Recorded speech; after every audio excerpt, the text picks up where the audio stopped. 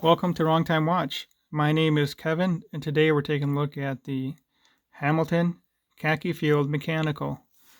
This watch retails for $495 on the Hamilton website. This is a 38 millimeter diameter by 47 millimeter lug to lug. As you can see, it has drilled lug holes, which is great for changing out leather straps, or maybe if you want to put this on a bracelet. But this watch is really home on a NATO strap.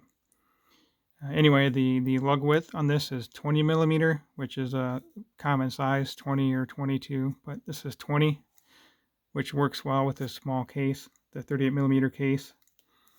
The thickness of the watch head itself is 9.5 millimeter, and then when you consider the NATO strap with the slightly domed sapphire crystal, you're looking at about 12 millimeter, which is nice and thin considering the double layer of the strap underneath that.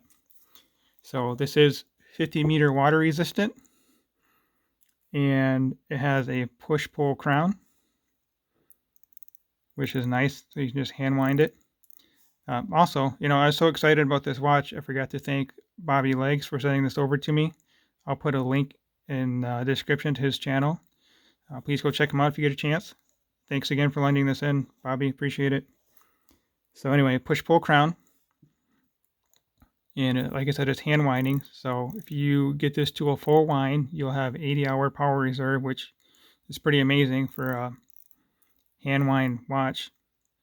So 80 hours, that's a little over 3 days, right? You have some quick math there. Hopefully I did that right. So anyway, it has a cool engraved crown there with the Hamilton logo. That's one thing I noticed kind of funny is it kind of spins back. I've never seen a watch that does that before. So I don't know what that's about. Probably just the winding action of it. Anyway, this NATO strap has leather keepers, which I've never seen before. It seems to work out pretty nicely. I think it probably keeps the strap in a little better than metal keepers. Oh, also it is a hacking movement, so when I pull the crown all the way out, it stops the second hand.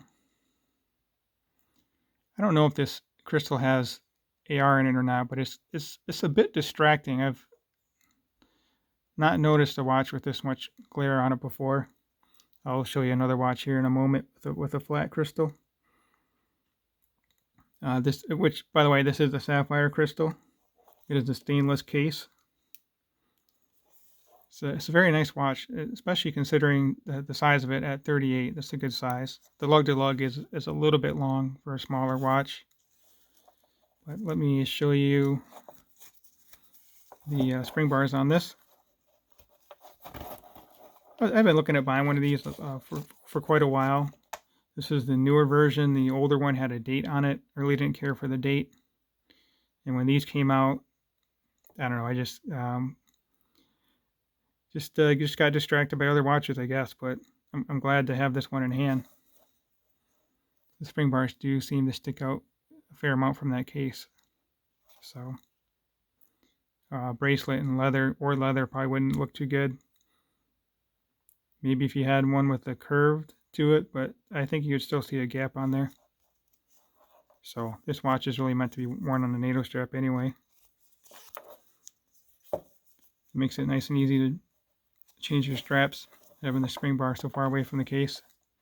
So let me get this on wrist and show you how it looks. I think this will fit my wrist well.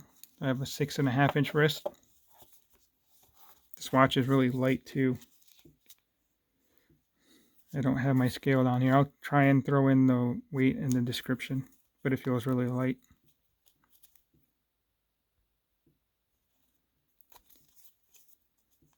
So the strap isn't long enough to tuck back over. I don't think you really need to.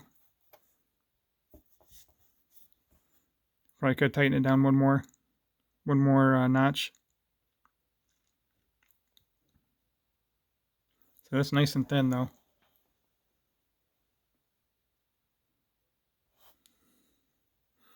50 meter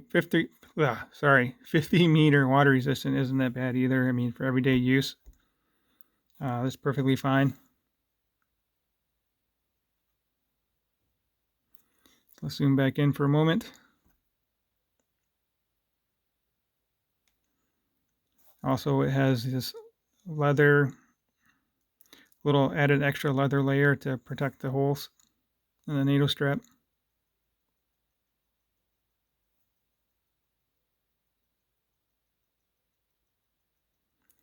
The loom is a little bit of a patina effect to it there. The dial's nice and easy to read. It's a nice size dial too for being a smaller watch. But that's the benefit of not having the die bezel. I'll show you my other watch over here.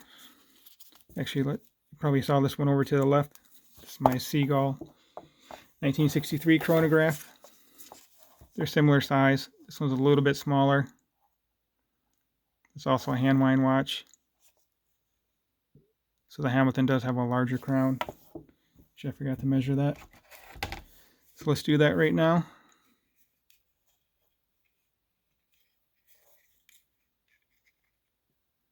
So 6.4 millimeter. The Seagull was smaller. I think it was,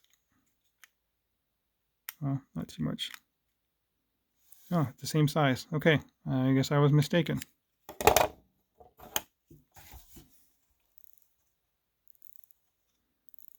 Yeah, the Hamilton feels a lot better to wind than that one. Also, this one's a bit thicker too. Quite a bit thicker. And then for the comparison of the dial size, believe it or not, this dial is the same size as my Glycine Combat Sub. And the Glycine Combat Sub is a 42 millimeter watch with 50 millimeter lugs. Compare that to a 38 millimeter watch with 47 millimeter lugs.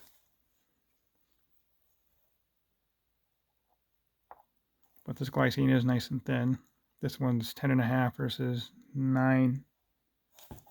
So anyway, I will pause the video and we can do a loom shot here. This might not be a fair comparison having a field watch with two dive watches, but that's what I have. So let's just look at these here. On the left is my SKX 171. In the middle is that Hamilton Khaki Field Mechanical. And on the right we have my Glycine Combat Sub, the GL0094. So the Seiko is, we say, the brightest, and the Hamilton and the Glycine are very close to the eye here. So that's not too bad for a field watch. So if you could, please like, comment, subscribe, and ring the bell. I would greatly appreciate it. Thank you.